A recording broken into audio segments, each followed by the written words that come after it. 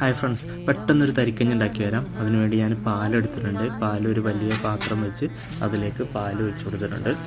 പാൽ നന്നായിട്ടൊന്ന് ചൂടാക്കി എടുക്കണം. അതിൻ്റെ കൂടെ തന്നെ ഞാൻ വെള്ളം തിളപ്പിക്കാൻ വേണ്ടി കെറ്റിൽ വെച്ചിട്ടുണ്ട്.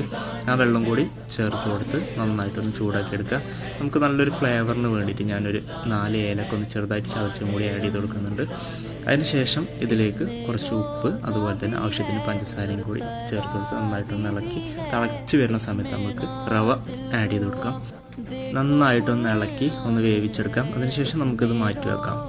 അതിനുശേഷം ഒരു ചട്ടി അടുപ്പത്ത് വെച്ച് അതിലേക്ക് നെയ്യ് ഒഴിച്ച് കാഷ്യൂനട്ടും കിസ്മിസും ഒന്ന് വറുത്ത് കോരി മാറ്റി വെക്കാം.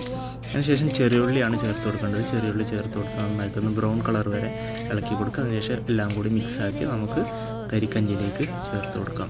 അപ്പോൾ നമ്മൾ അടിപൊളി റമദാൻ വിഭവമായ തരിക്കഞ്ഞി റെഡി ആയിട്ടുണ്ട്. വീഡിയോ ഇഷ്ടപ്പെട്ടു എന്ന് വിചാരിക്കുന്നു. ഇഷ്ടപ്പെട്ടിട്ടുണ്ടെങ്കിൽ ലൈക്ക് ചെയ്യുക, കമൻറ്റ് ചെയ്യുക, ചാനൽ ഒന്ന് സബ്സ്ക്രൈബ് ചെയ്യുക. താങ്ക്